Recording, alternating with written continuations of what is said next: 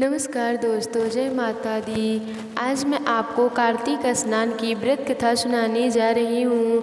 तो प्रेम से बोलिए कार्तिक के देव की जय, राई दामोदर भगवान की जय। एक गांव में सास बहू रहती थी। एक दिन सास ने कहा, बहू कार्तिक मास आ गया है तो मैं रोज सुबह कार्तिक स्नान नहाऊंगी।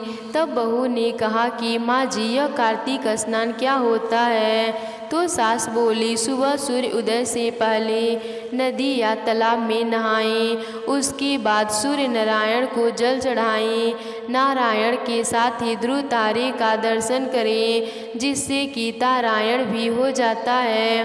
तब बहू बोली, माँ जी यह पारायण क्या होता है? तब सास बोली, पारायण मतलब भगवान का पूजा करके रामायण पाठ, भागवत पाठ और राई दामोदर की कथा सुन लो, इसे ही पारायण कहा जाता है। तब बहू ने कहा, माँ जी कार्तिक स्नान का इतना फल है तो मैं भी इस बार कार्तिक स्नान करूँगी। तब सास ने कहा, नहीं, तू भी स्नान करेगी तो घर का काम कौन करेगा?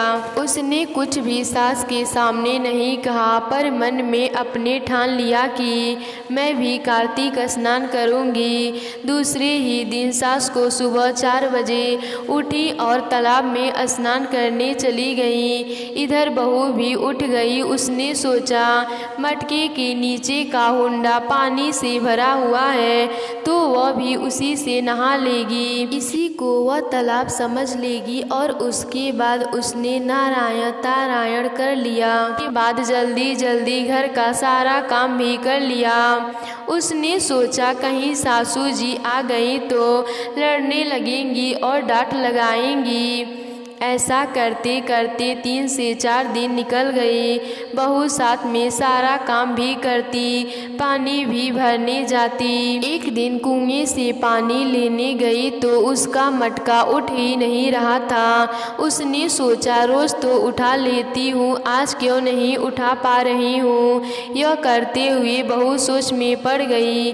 तभी एक नौजवान लड़का दिखाई देता है तो बहू कहती है, भाई मेरा घड़ा उठा देना, पता नहीं क्यों आज उठ ही नहीं रहा है। तो लड़का घड़ा उठा देता है।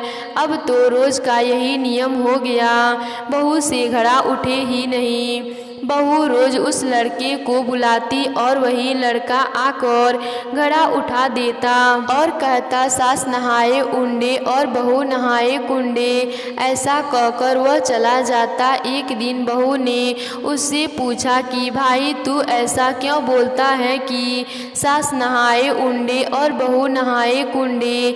तब उस लड़के ने बोला, तुम नहाती हो न कुंडे में। तो बहू ने कहा, पर तुम्हें कैसे पता? उसने कहा, हमें सब पता है। तो बहू ने सोचा, शायद मैंने ही कहीं बड़बड़ाया होगा तो इसने सुन लिया होगा।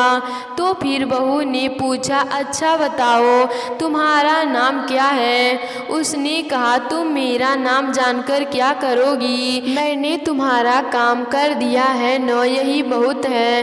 तो ऐसा कहकर वह चला गया। बहू ऐसे ही 3 दिन तक ऐसे ही पूछती है कि यह बताओ तुम्हारा नाम क्या है? आखिर एक दिन उसने अपना नाम बता दिया, मेरा नाम दामोदर है। इधर कार्तिक स्नान पूरा होने को आया तो सास ने कहा, बहू सुबह कई तरह के पकवान बना देना, जोड़ा जिमाऊंगी। अब बहू सोचने लगी कि स्नान तो मैंने भी किया है, पर मैं किसे जिमाऊं? तो यही सोचते सोचते बहू पानी लेने गई तो दामोदर घड़ा उठाने के लिए आ गया। तो बोलता है, बहन आज तुम उदास क्यों हो?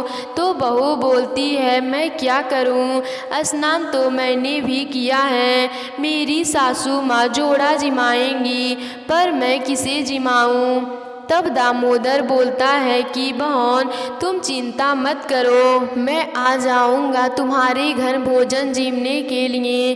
तब बहू कहती है पर मैं तुम्हें बुलाऊंगी कैसे। तब दामोदर बोले तुम 2 थाल में भोजन लगाकर तुलसी वृंदावन के पास रख देना, गरुड़ घंटी बजा देना, मैं स्वयं आ जाऊंगा।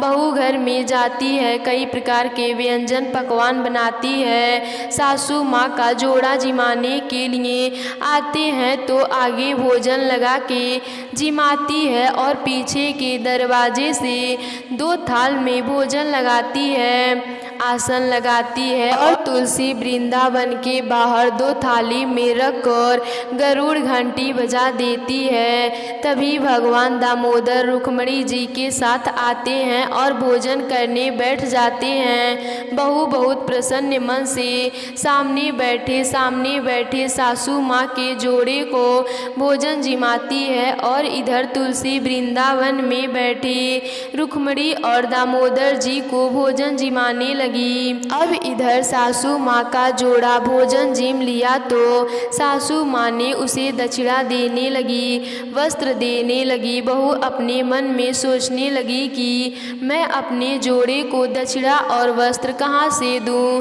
भगवान दामोदर ने बहू के मन के बात को जान गए और भगवान ने कहा बहन तुम चिंता मत करो, हमारे हाथ में तुलसी का पत्र और मंजरी रख दो।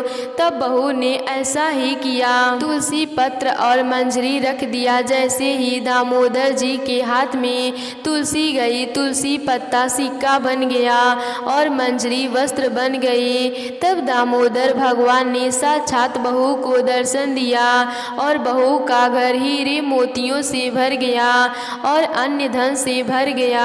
इधर सासू माँ अपने जोड़े को विदा करके बहू को बुलाने आती है तो कहती है बहू चलो हम दोनों भी भोजन कर लेते हैं। सास बहू को देखा कि बहू सोने चांदी हीरे मोतियों से सजी हुई खड़ी है और जहाँ पर भोजन बना रही थी पूरा घर अन्य धन हीरे मोतियों से जगमगा रहा है। तब सासू माँ आश्चर्यचकित होकर देखने लगी। तब बहू ने अपने सासू माँ को सारी बातें बताई। तब सासू माँ ने कहा बहू तू बड़ी भाग्यशाली है, तुम्हारे यहाँ साक्षात दामोदर जी रुक्मिणी जी भोजन करने आए। तो बहू ने कहा सासू माँ यह सब आपके कारण संभव हुआ, यदि आप कार्तिक स्नान के महत्व को नहीं बताती तो मैं यह सब कैसे कर पाती। बहू का इस तरह से कार्तिक मास यानी कि कार्तिक स्नान और भोजन जिमाने का फल हुआ। हे दामोदर भगवान जी जैसे कृपा आपने बहू पर करी वैसे ही हम सब पर करना। तो प्रेम से बोलिए राई दामोदर भगवान की जय। एक साहूकार था, वह रोजाना उठकर खाना खाने बैठ जाता। उसके घर में उसके बेटे बहू थे। बहू रोज बड़बड़ाती कि ससुर जी इतने उम्र के हो गए हैं और बिना नहाए धोए पूजा पाठ किए बिना ही खाना खा लेते हैं। वह रोजाना ऐसे ही बोलती रहती थी, कहती थी ससुर जी कुछ तो नियम ले लो, अगर पूजा पाठ नहीं करना है तो कोई बात नहीं। लेकिन ससुर जी तो सुनते ही नहीं थे। अब कार्तिक मास आ गया, सारे लोग कार्तिक मास का नित्य नियम निभाने लगे। तब बहू ने अपने ससुर जी से बोला ससुर जी सारे गांव के लोग कार्तिक स्नान कर रहे हैं, पूजा पाठ कर रहे हैं, आप भी नहा धोकर सुबह मंदिर जाकर चंदा अमृत लेकर ही खाना खाया करो। ससुर जी ने कहा ठीक है, सोचा चलो आसान नियम है कर लेंगे, पास में ही तो मंदिर भी है, आराम से नियम रोजाना हो जाएगा। अब साहूकार रोजाना जल्दी उठकर नहा धोकर मंदिर जाने लगा और चंदा अमृत पीकर फिर घर आकर खाना खाता। उसने यही नियम पूरे मास करने का बना लिया। एक दिन पंडित जी को देरी हो गई। अब साहूकार रोज की तरह जल्दी उठ गया। नहा धोकर पंडित जी का इंतजार करने लगा कि कब पंडित जी आए, मंदिर खोले, चंडा अमृत बनाए और मैं उसका पान करके भोजन करूं। बहू उस दिन बाजरे की खिचड़ी बनाई हुई थी। बहू ने कहा, ससुर जी आप अपना नित्य नियम करके खाना खा लीजिएगा, मैं खेत में जा रही हूँ। यह बोलकर खेत में चली गई। अब साहूकार ने सोचा खिचड़ी तो ठंडी हो जाएगी, पंडित जी भी अभी तक नहीं आए, अब मैं क्या करूं? यह सोचता हुआ कभी खिचड़ी को देखता तो कभी मंदिर को देखता। फिर उसने खिचड़ी खाने की सोची। जैसे ही खिचड़ी में हाथ डाला वैसे ही पंडित जी आकर मंदिर का गेट खोल दिए। साहूकार तो खिचड़ी लगी हाथों को लेकर मंदिर में चला गया। पंडित जी ने तुलसी पत्र डालकर भगवान विष्णु को स्नान कराया और चंद्रा अमृत को साहूकार को देने लगे। तो साहूकार बायां हाथ आगे किया। साहूकार जी, आज आप बाएं हाथ में चंद्रा अमृत क्यों ले रहे हैं? सीधे हाथ बढ़ाइए। लेकिन सीधा हाथ तो खिचड़ी से सना हुआ था। फिर पंडित जी ने साहूकार का सीधा हाथ पीछे से आगे कर दिया तो देखा हाथ में छोटे छोटे सोने चांदी के घुघुरियां हो गई हैं। साहूकार यह देखकर बहुत खुश हुआ और आधी मंदिर में चढ़ाई और आधी घर लाई। बेटे बहू भी बहुत खुश हो गए। साहूकार ने सोचा जीवन में धर्म पुण्य नित्य नियम जरूर लेना चाहिए। अगर मैं यह नियम नहीं लेता तो मुझे कैसे पता चलता कि भगवान जी की कृपा कैसी होती है।